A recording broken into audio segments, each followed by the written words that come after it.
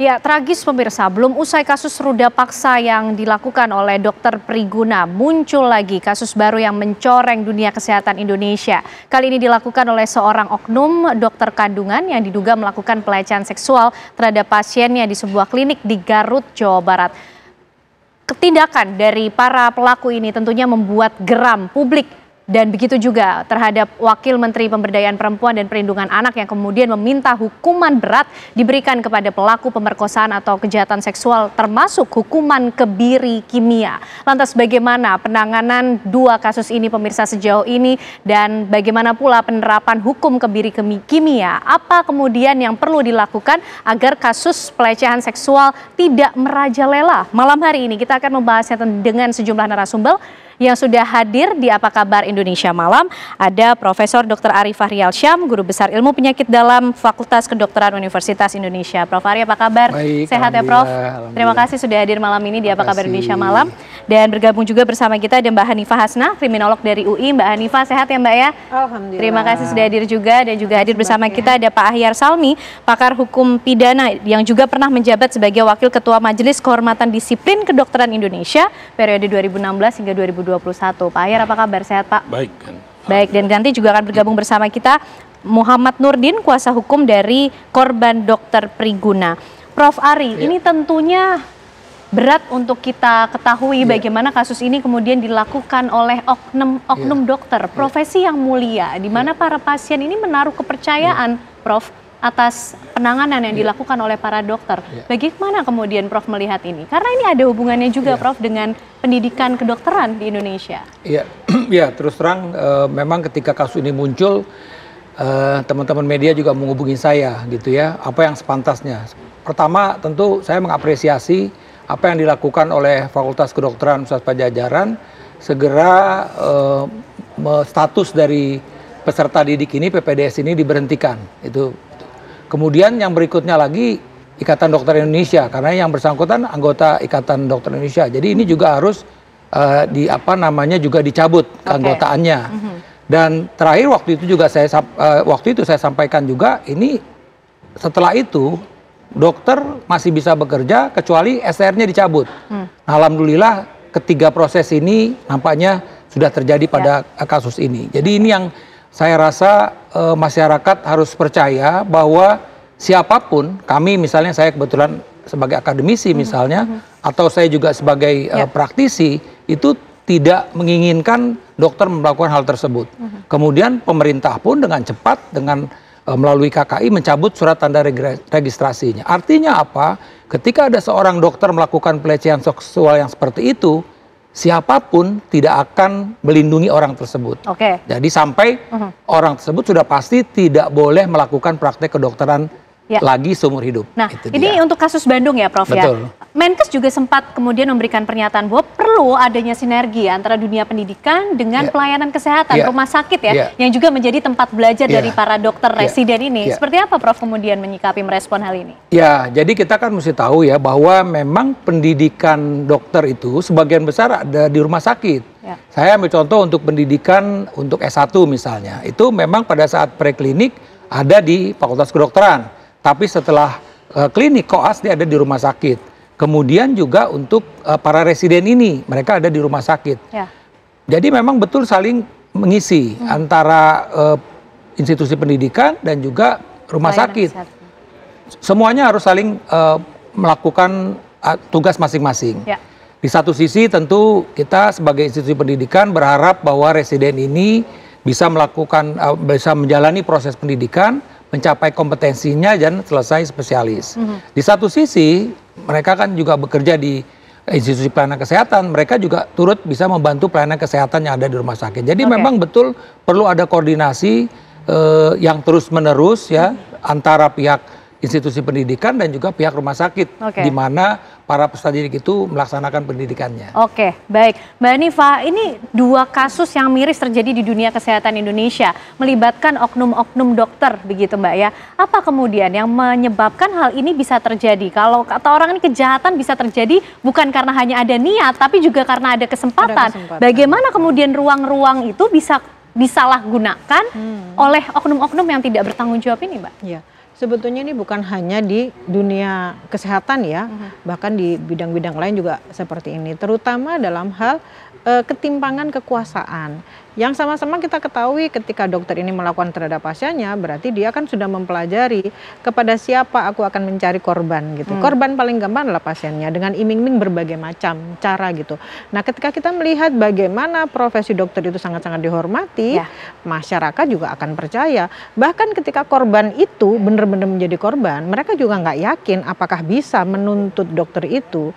Karena kan ini tertutup oleh justifikasi bahwa ini adalah prosedur untuk pemeriksaan gitu. Nah, kalau di kriminologi kan disebut dengan simulakra kejahatan. Jadi kejahatan yang dibungkus oleh pencitraan baik. Ini tidak hanya dilakukan di bidang kedokteran atau kesehatan, tapi mungkin ada pejabat atau artis atau yang lain gitu ya, dengan citra diri yang baik sekali, terpelajar gitu ya, apalagi dengan simbol-simbol tertentu, dengan baju yang bagus, dengan jas yang baik, ini membuat masyarakat menjadi memberikan kepercayaan 100% kepada dokter itu. Makanya seseorang yang dianggap bisa memberikan kesembuhan malah justru menyakitkan, dan ini melukai hati masyarakat. Secara kriminologi sebetulnya yang terluka itu bukan 1-2 orang, tapi semua masyarakat. Bayangkan ketika kita melihat seseorang menjadi korban praktek dukun, kita pasti menyatakan gitu ya, seakan-akan ya salah sendiri kamu ke dukun gitu ya. Ya dukun itu seperti itu. Tapi justru ini dilakukan oleh orang-orang yang terpelajar, yang justru pemerintah juga membuat masyarakat berobatnya harus ke dokter gitu ya, dan membuat praktek-praktek yang di luar kesehatan yang resmi itu membuat mereka harus punya sertifikasi dan lain-lain. Tapi dengan seperti ini kan yang terluka itu menjadi masyarakat luas. Termasuk itu juga yang kita lihat di kasus yang terbaru Mbak Hanifah di Garut. Dokter kandungan kemudian justru melakukan tindak dugaan pelecehan seksual kepada pasiennya ketika melakukan prosedur USG begitu. Iya, jadi kan masyarakat sebetulnya nggak tahu ya prosedur SOP di dalam ruangan itu seperti apa. Ini mungkin yang harus disosialisasikan gitu ya. Karena si dokter ini kan memberikan pengumuman bahwa ini adalah USG gratis gitu. Kita bisa aja ngomong kayak gini, kenapa mau dengan USG gratis itu kan berbahaya gitu. Tapi kan kita nggak tahu kondisi masyarakat seperti apa. Bahwa masing-masing orang, ibu hamil itu tidak semuanya bisa melakukan USG itu gitu loh. Artinya ini kejahatan ini sudah dipelajari gitu, differential association-nya tuh ada. Jadi bahwa masyarakat ini di sini adalah masyarakat yang butuh sesuatu yang gratis gitu ya, butuh iming-iming tertentu, dan di saat itulah saya akan melakukan kejahatan. Berarti ini semuanya sudah dipelajari oleh pelaku. Itu dari segi kriminolognya. Pak Ahyar, ini kita nanti akan membedah satu persatu ya kasusnya. Tapi kalau dari yang Garut Pak, yang terjadi di klinik di Garut, Jawa Barat, ini ada dokter kemudian melakukan tindakan pelecehan seksual pada saat prosedur USG, dan informasinya sudah diselesaikan dengan korban secara musyawarah. Nah, tindakan-tindakan pelecehan seksual seperti ini kan sudah masuk ke ranah pidana. Tapi kenapa kemudian ini seperti nampaknya lepas dari jalur hukum begitu Pak Ahyar? Ini kita lihat pasal berapa, undang-undang mana yang akan dipakai. Apakah akan dipakai undang-undang KUHP, Kitab Undang-Undang Hukum Pidana, atau tentang tindak pidana kekerasan seksual oleh polisi. Pada dasarnya ini adalah delik susila. Delik susila itu pada umumnya itu adalah delik aduan. Jadi aparat penegak hukum tidak bisa langsung menangani kasus kalau dia termasuk nih deliknya yang dilakukan itu aduan, dia nggak bisa. Dia menunggu dulu aduan dari pihak korban atau pihak keluarga korban. Nah, inilah mungkin handicapnya. Tetapi kalau saya mendengar tadi dalam perjalanan keterangan dari Kapolres Garut, ini mereka akan proses secara hukum. Nah, apakah kalaupun ini delik aduan, apakah berubah pihak korban ini, keluarga korban, mungkin membatalkan perjanjian yang diadakan, mereka mengadukan, itu juga dimungkinkan. Walaupun kalau ada perjanjian katakanlah demikian, mereka akan berada di ambang yang namanya ingkar janji wan prestasi. Tetapi kalau ingkar janji itu diakibatkan oleh sesuatu yang lebih besar, itu dimungkinkan saja. Nah, ini yang saya lihat dia sambil menuju studio ini tadi, saya dengar dari Kapolres itu mereka akan berkoordinasi dengan Pemda untuk memproses kasus. Kalau saya setuju, karena ini luar biasa. Jangan juga masyarakat diiming-iming, katakanlah ada janji apa terhadap mereka, sehingga akan muncul korban-korban berikutnya. Betul, ya. Ini yang kita tidak inginkan. Ini harus ditindak. Jadi perbuatannya dia ini tadi, kalau yang di Garut ini ada 3 sebenarnya berpotensi mereka langgar. Satu adalah etika. Ini harus dilaporkan oleh pihak keluarga nanti ke MKEK dari kedokteran, ID, Ikatan Dokter Indonesia. Yang kedua adalah disiplin. Mereka sekarang yang namanya Majelis Disiplin Kesehatan, ya, dahulu MKDKI. Laporkan di situ. Ada 28 butir itu diatur dalam Perkonsil nomor 4 tahun 2011. Itu dimungkinkan dilihat ada nggak pelanggaran, laporkan. Nah, disinilah tempatnya mencabut izin STR-nya tadi oleh oleh negara. Yang ketiga adalah hukum. Kalau menurut saya jalankan semua kemungkinan itu, laporkan oleh pihak. Kalaulah keluarganya korban tidak melaporkan, tidak mengadukan ke 3 instansi tadi, ini akan muncul korban-korban yang lain. Jadi mereka kan sudah viral, masyarakat juga sudah tahu, nggak perlu lagi mereka sembunyi-sembunyi. Lebih bagus mereka melindungi banyak lagi masyarakat Indonesia dari perbuatan-perbuatan dokter yang tidak bertanggung jawab. Ini kan merusak juga.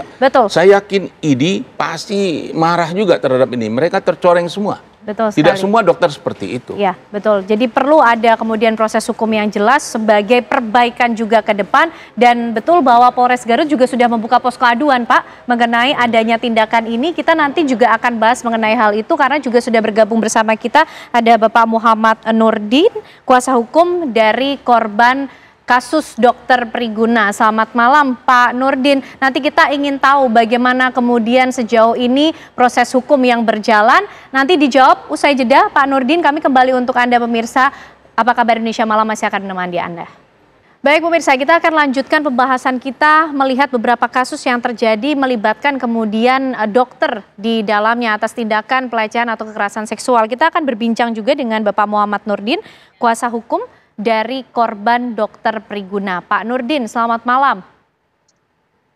Selamat malam. Oke, Pak Nurdin, kita ingin tahu sejauh ini bagaimana kemudian kondisi korban, Pak? Iya, sebelum kami tadi berangkat menuju ke Jaksa, kami sempat bertemu dengan korban dalam 2 hari. Secara kasat mata, secara fisik terlihat baik-baik saja, namun secara psikologis dia terlihat bimbang, Mbak.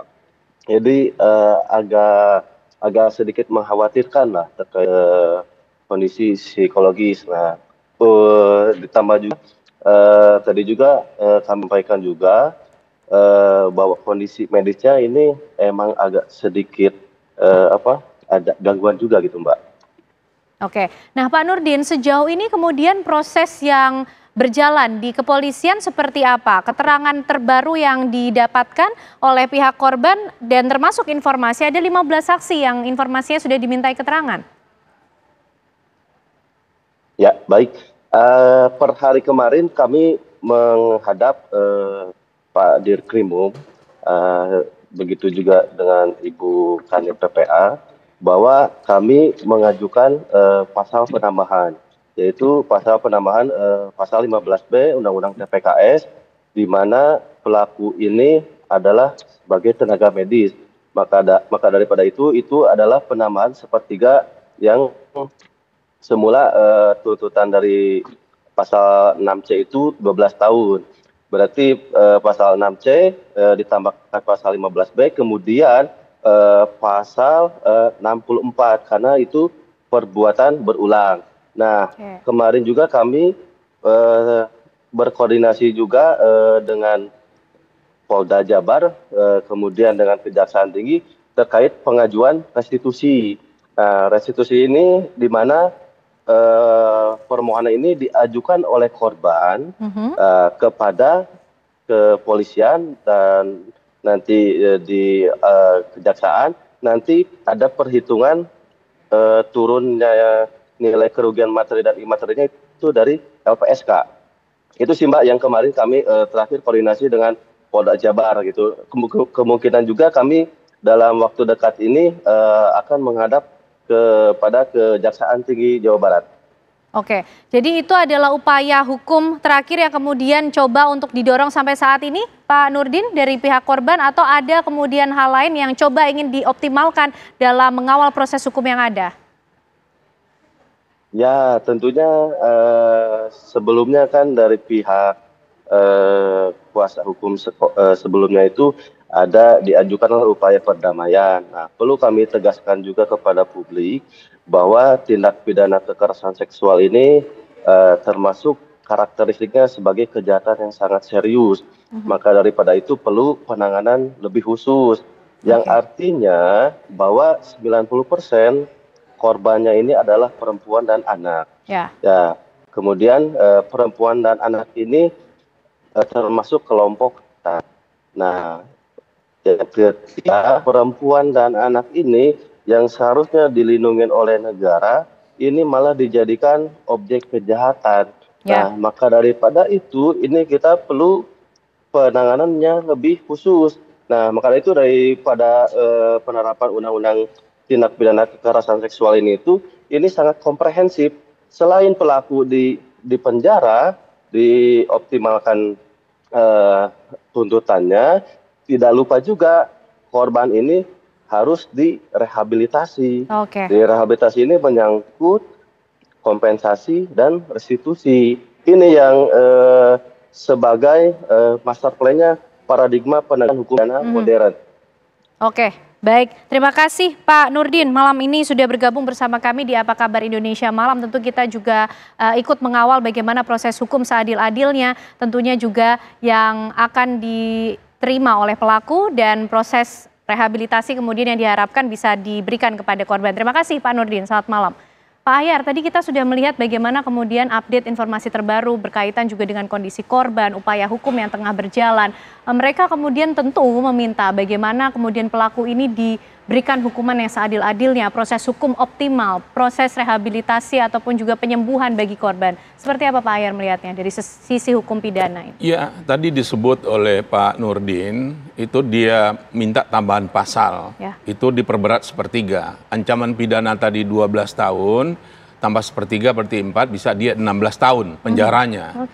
Nah, kemudian digabungkan juga dengan pasal 64 KUHP itu yang dikenal bahasa Belanda voortgezette handeling, tindak pidana yang berlanjut. Tindak pidana yang berlanjut ini juga bisa ditambah sepertiga dari pidana pokoknya. Nah, jadi dikemungkinkan tadi dia akan 16 tahun ya. Apakah nanti akan lebih moderat?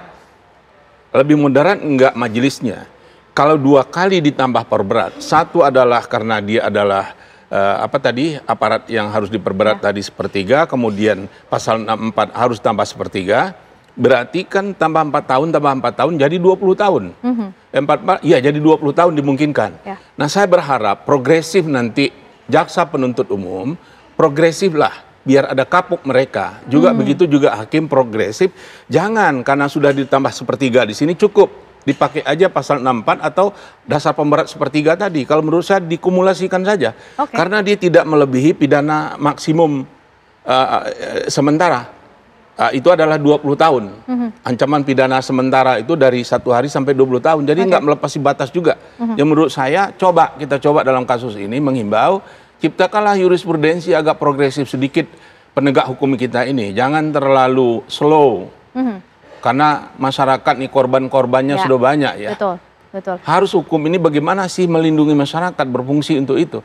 Tujuan pembinaan itu juga mencegah jangan terjadi korban-korban berikutnya.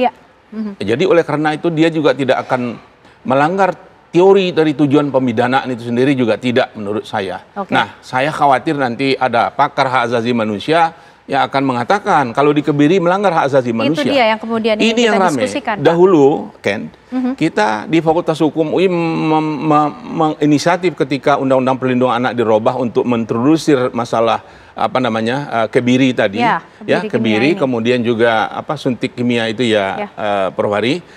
Itu salah satu pembicara Prof. Agus Purwadianto dahulu itu. Kita setuju, tapi ada yang aneh buat saya adalah Komisi Perlindungan Anak dan Perempuan.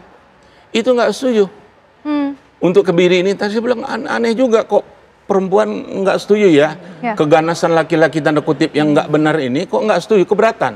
Karena alasan hak asasi manusia. Korban, begitu ya, Pak? Kemarin juga kelihatannya dari LBH API ketika ada di acara sesuatu Indonesia Lawyers Club, kita membahas kasus pemerkosaan anak yang di Kupang itu, juga kelihatan agak keberatan juga terhadap masalah kebiri kimia itu tadi. Ada keberatan juga. Nah ini yang kadang-kadang aneh juga buat saya. Perempuan melindungi perempuan kok keberatan ketika laki-laki melakukan tindakan yang sudah keterlaluan, tindakan semua sarana hukum yang sudah kita adukan.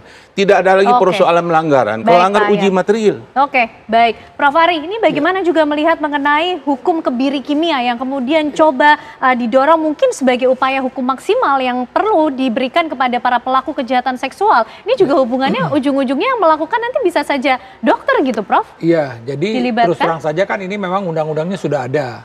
Ya tergantung nanti bagaimana hakim memutuskan gitu kan misalnya. Ketika ini keputusannya kebiri kimia misalnya, persoalan memang akan timbul siapa yang akan memberikan. Nah kalau kita lihat lagi, terus terang saja memang ini kan isu ini selalu muncul ketika ada kasus. Kita ingat dulu ketika ada pelaku sodomi anak sampai korbannya 50, itu rame banget kan itu dulu. Sampai akhirnya masalah kebiri ini pun juga dibahas, saya juga rasanya juga ikut membahas juga itu. Jadi terus terang saja pertama begini, ketika kita memang ingin kebiri kimia kan pasti ini petugas kesehatan. Kalau bicara soal dokter, memang ada hal-hal yang dokter tadi don't not harm ya. Jadi dokter nggak boleh melakukan yang membuat kondisi pasien itu bertambah buruk, kan seperti itu. Kemudian juga hal-hal yang membuat ini. Nah, tapi di satu sisi kan kita bicara tadi kalau ini keputusan pengadilan, berarti ini keputusan negara, memang mesti ada orang yang disumpah untuk melakukan hal tersebut. Pasti kan ini tenaga medis gitu kan ya. Sama juga seperti misalnya untuk hukuman mati, kan itu kan ditembak. Itu kan polisi yang melakukan penembakan tersebut. Jadi menurut saya sih, ketika memang ini hukum untuk yang bersangkutan kebiri kimia, ya tinggal prosedurnya aja ditentukan. Kalau ini perintah negara, saya rasa mestinya siapapun yang mendapat tugas itu melaksanakan itu. Karena gitu pasti kemudian ada dasar pertimbangan, sudah diatur, memperhitungkan juga etika. Saya rasa udah pasti. Masalahnya kan memang banyak pertimbangan-pertimbangan. Kalau kita lihat lagi misalnya di Amerika misalnya, itu memang pada kondisi-kondisi yang dilakukan pelecehan seksual pada anak, dan itu disebutkan berulang. Beberapa negara lain itu seperti itu, jadi berulang dan jumlahnya banyak. Jadi artinya tergantung dari keputusan pengadilan lah, bagaimana keputusan itu diambil gitu ya, sampai akhirnya memang harus kebiri. Tentu di sini kebiri kimia. Tapi sekali lagi pemberian obat itu memang tidak bisa dilakukan hanya sebentar, karena dia sifatnya reversible, dia mesti disuntik lagi terus. Nah ini juga bicara biaya juga. Tapi sekali lagi ketika ini keputusan negara, ya negara mesti siap juga untuk membiayai hal tersebut. Dan ketika ada seorang petugas, siapapun tentu petugas kesehatan yang disumpah untuk hal tersebut, ya juga harus melakukan hal tersebut. Itu saya rasa sih itu. Kalau memang itu dalam rangka untuk efek jera dan keadilan kepada korban, ya saya rasa kita pun juga harus memaklumi itu. Memberikan efek jera dan juga untuk memberikan keadilan pada korban ini Mbak Hanifa yang kemudian menjadi salah satu mungkin pertimbangan kenapa kemudian perlu dioptimalkan hukumannya kepada para pelaku kejahatan seksual. Mungkin Mbak Hanifa nanti juga bisa menjelaskan lebih lanjut, tapi ditahan dulu ya Mbak Hanifa ya. Sesaat lagi pemirsa Apa Kabar Indonesia Malam akan kembali hadir untuk Anda.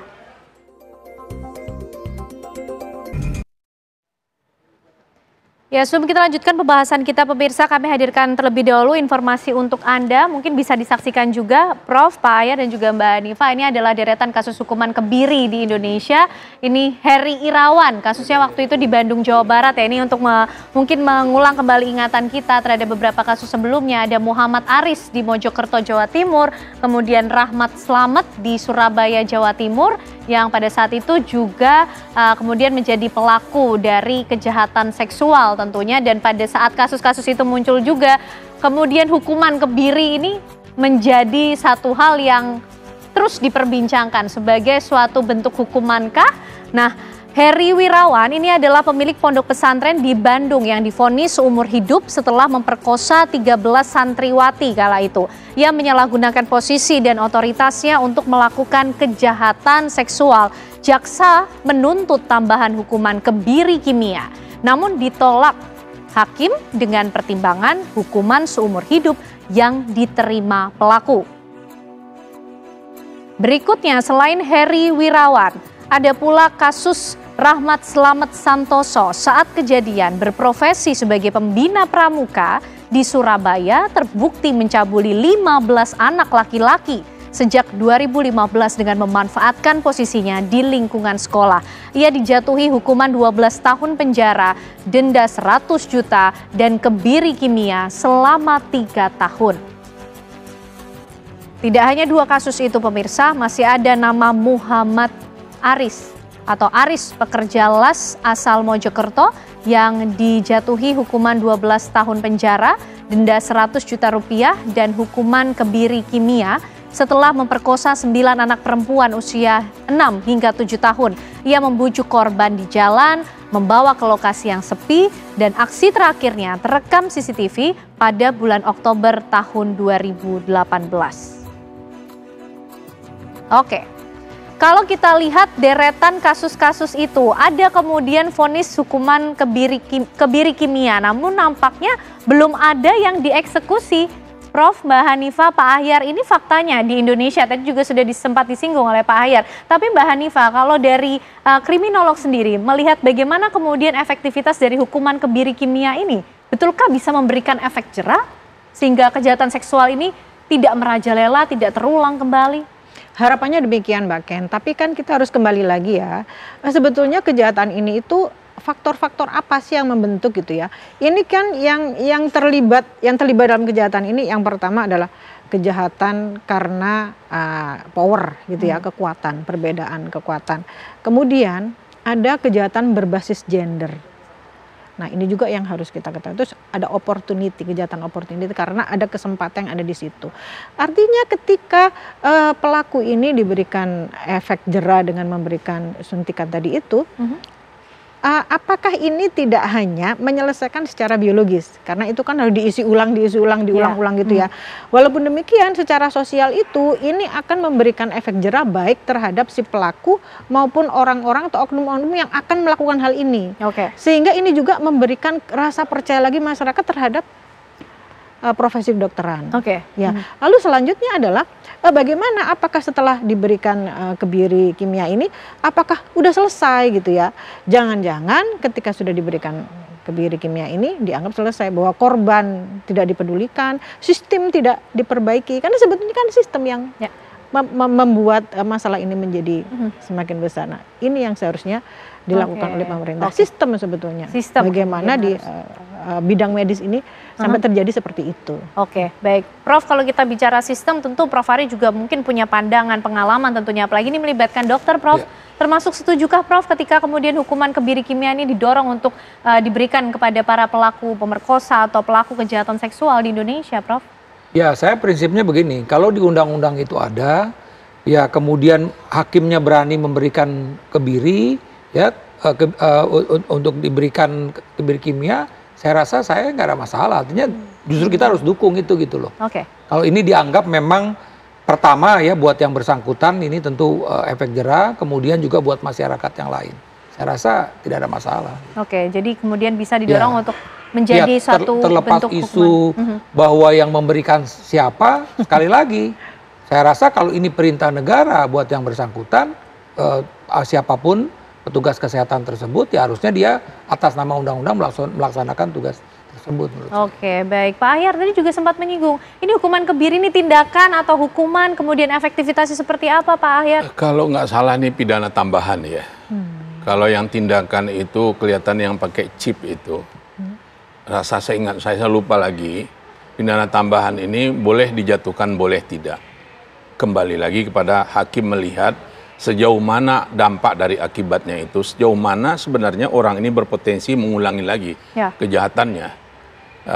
Tapi namun demikian, saya termasuk orang yang setuju untuk setiap yang ada diatur dalam undang-undang, berarti kan negara sudah menyetujui itu, Ya, sudah betul. dibahas oleh rakyat di DPR di situ. Terlepas ada yang setuju dan tidak, tapi secara moralitas itu kan sudah nggak mungkin semuanya setuju. Karena kan? rakyat pasti geram, Pak, dengan tindakan oknum-oknum yang tidak bertanggung jawab ini, kejahatan seksual begitu. Indonesia bahkan sempat di sosial media ramai Indonesia darurat kejahatan seksual. Nampaknya publik sudah lelah dan begitu geram dengan adanya tindakan-tindakan atau kasus seperti ini, Pak Ahyar. Ya. Hukuman kebiri kimia perlu untuk terus didorong sehingga Saya kira bisa begitu. dilakukan? Iya, harus dilakukan. Dia sudah ada di undang-undang. Untuk apa undang-undang itu kita bentuk?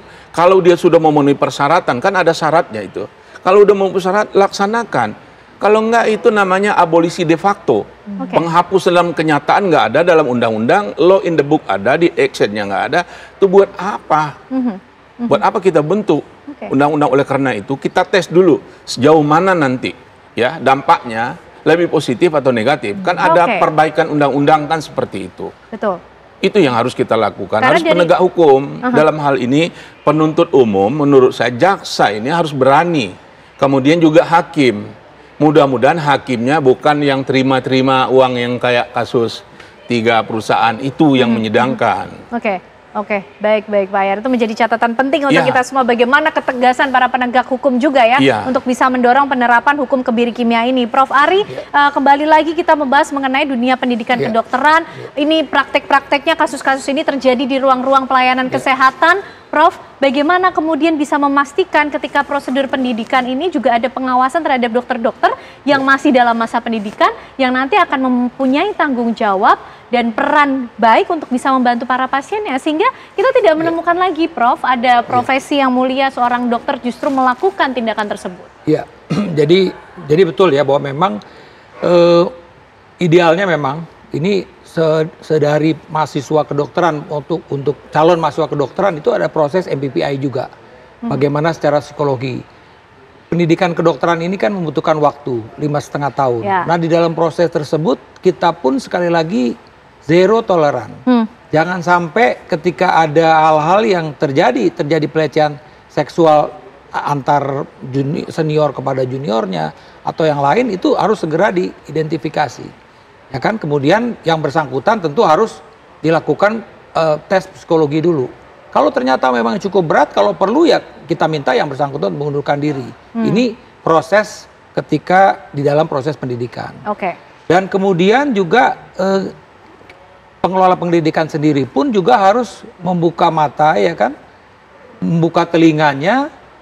Sekali lagi, ketika ada informasi mengenai perlakuan yang dalam tanda petik pelecehan yang dilakukan oleh peserta didik, itu harus segera diambil tindakan. Oke. Karena sekali lagi nih, kita jangan sampai, ini kan nanti saya selalu bilang bahwa dokter itu adalah kita menjalankan profesi yang mulia. Ya. Dan ketika kita menjadi dokter, pasien datang kepada kita, itu adalah amanah untuk kita.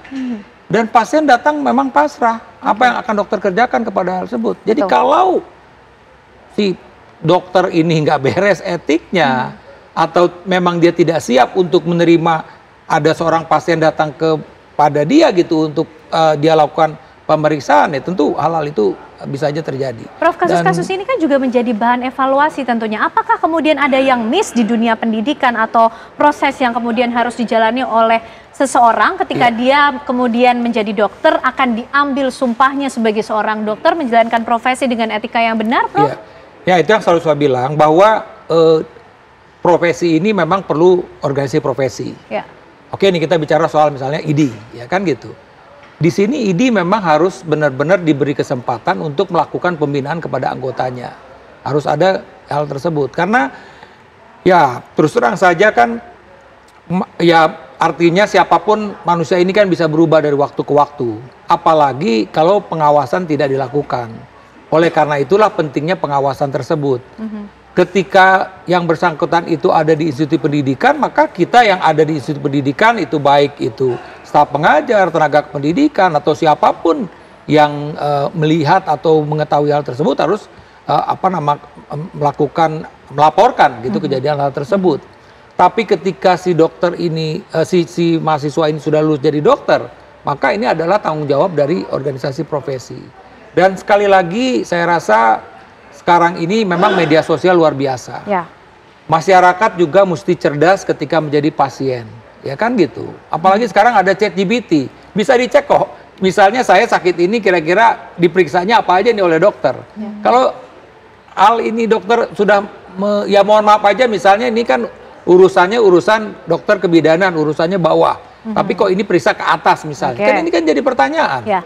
Apakah ini benar atau tidak gitu. Nah ini pun juga saya mengingatkan pada teman-teman sejawat saya dokter, kita mesti hati-hati memang dengan kondisi seperti ini dalam melakukan praktek kita. Dalam hal-hal yang memang selalu ada perawat di seputar kita, ya kan. Apalagi ke hal-hal yang khusus, kita ingin melakukan sesuatu pemeriksaan atau yang lebih artinya membuka aurat pasien kita, perawat harus ada di samping kita, ya kan, menjadi saksi gitu ya dalam pemeriksaan tersebut. Jadi dan sekali lagi saya rasa sistem yang ada kalau ini memang bekerja di rumah sakit misalnya juga harus tadi itu tidak boleh ketika ada satu kasus harus segera ditindaklanjutin. Dan kita tidak boleh sekali lagi zero toleran, nggak boleh ini kita nggak bisa. Ini masalah tadi pelecehan karena tadi bahwa dokter itu ya tadi ya dengan aktivitas kegiatan profesinya memang dalam tanda petik pasien itu akan datang dan pasien itu pasrah, dia percaya terhadap dokter untuk melakukan apa saja gitu loh. Jadi saya rasa itu yang penting. Jadi mudah-mudahan hal ini tidak berulang kembali begitu. Itu yang kemudian dan terus menjadi terang harapan saja kita ini semua. buat saya sebagai seorang dokter yang saat ini sudah udah 30 tahun lebih tentu jadi menjadi dokter, satu sedih, menyedihkan gitu. hal yang menyedihkan. Kita berharap ini tidak terjadi lagi. Itu menjadi harapan terbesar kita. Diskusi kita malam ini tentunya juga bentuk keseriusan kita mengawal apa yang kemudian terjadi akhir-akhir ini di dunia kesehatan Indonesia tentunya, dan harapannya tidak akan kembali terjadi hal seperti ini dan adanya perbaikan ke depan. Terima kasih Prof. Ari, Mbak Hanifah, Pak Ahyar juga malam hari ini sudah bergabung bersama kami di Apa Kabar Indonesia Malam, juga sekaligus memberikan edukasi kepada pemirsa di rumah. Sehat selalu semuanya. Terima kasih. Dan pemirsa, usai jeda Apa Kabar Indonesia Malam masih akan menghadirkan informasi untuk Anda di mana seorang ART ditangkap karena mencuri dolar dan perhiasan emas senilai ratusan juta rupiah. Selengkapnya untuk Anda pemirsa di Apa Kabar Indonesia Malam sesaat lagi.